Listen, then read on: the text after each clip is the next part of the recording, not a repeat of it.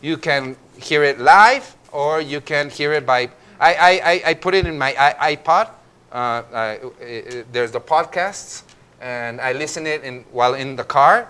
And the other day, I was hearing about a neuroscientist that was talking about how today, left hemisphere, right hemisphere, and how adults, we always act with both, but they're not that connected.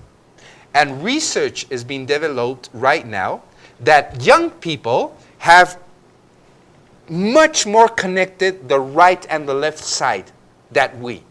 If suddenly an adult like me would have an accident and suddenly one hemisphere wouldn't work, it would be a huge amount of therapy so that the part of my brain that is functioning can learn what the other part isn't. It would take me years, 8 years, 10 years to develop, so that could happen. If a young person, if my kid today would have an accident, my 12-year-old kid would have an accident, it would take a matter of months that he could learn everything, because the two parts of the brain are interconnected in a much more strong, effective way in young people. And part of what this guy was saying is that it has to be with the habits, with the behaviors of young kids today. They're much used because of what they do.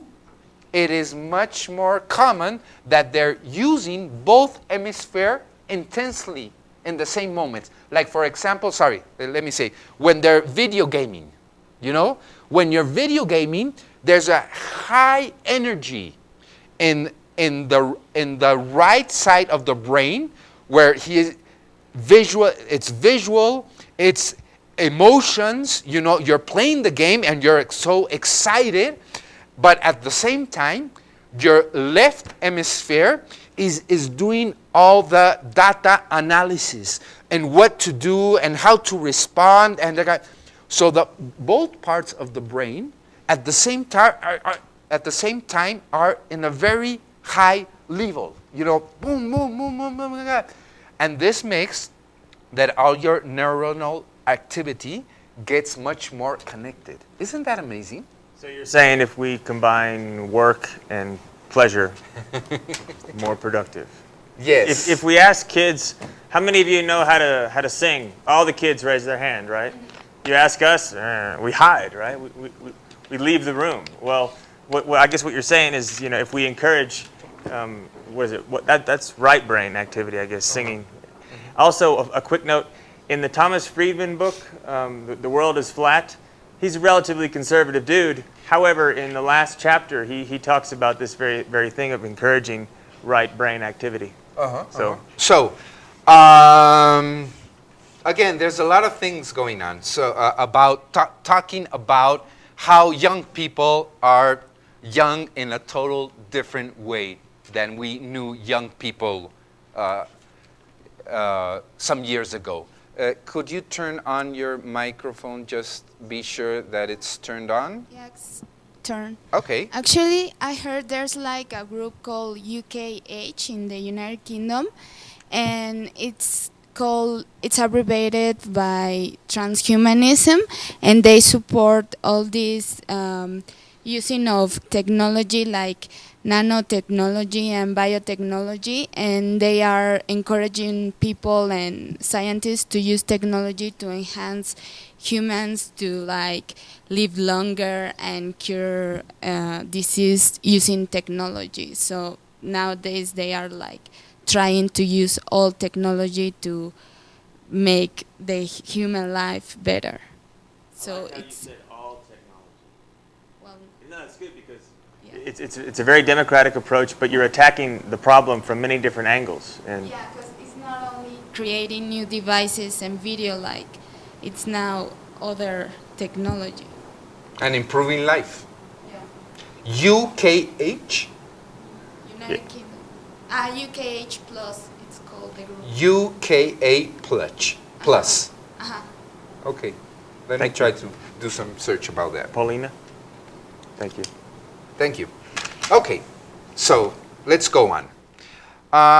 What is this new generation about? How could we describe this generation compared to the other generations? I'm not gonna talk about you guys, but about these old guys, okay? The new generation has a different way of communicating. Compared to us, old guys, the way on how the new generation communicates is a different way.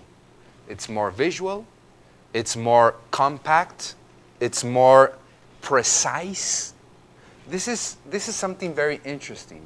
My old teachers would be really angry on what I'm saying, but because the traditional approach would say that young people today use 300 words and not 3,000 words. And in the traditional approach, that would be something terrible, something very bad. But in a different approach, having 300 words means that you're being much more precise in what you're saying, because there's no 30 or 40 different ways of saying something. When you text, you have to be so... You don't suffer on this? When you start, with the email, suddenly you have 4 or 5 paragraphs, and suddenly you realize that nobody's going to read that. If you send it as it is, nobody's going to read it. So you have to, how can I put this in 10 or 20 words, and that I'm precise and that everybody understands what I'm saying? It's not an easy effort. And today, kids, I see my kids, they find the shortest way to say things. It's good, it's bad, it's just different, okay? So the way they communicate is different. Secondly, create a new kind of autonomy and identity through friendship. The way young generations understand friendship is a different way. I was having a serious talk with my 14-year-old son, Patricio. He's 14 years old. You can imagine what kind of conversation I was having with him, okay? And suddenly, what it intended to be a preacher's talk, from my perspective, telling my kid how to behave and what to care about and don't make mistakes. Suddenly, in 10-15 minutes, was a conversation where I was asking him all the different kind of relations that are today.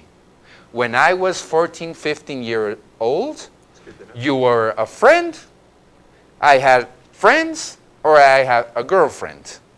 And today, there's a whole classification of relations between men and women that I didn't have a clue about what each one meant.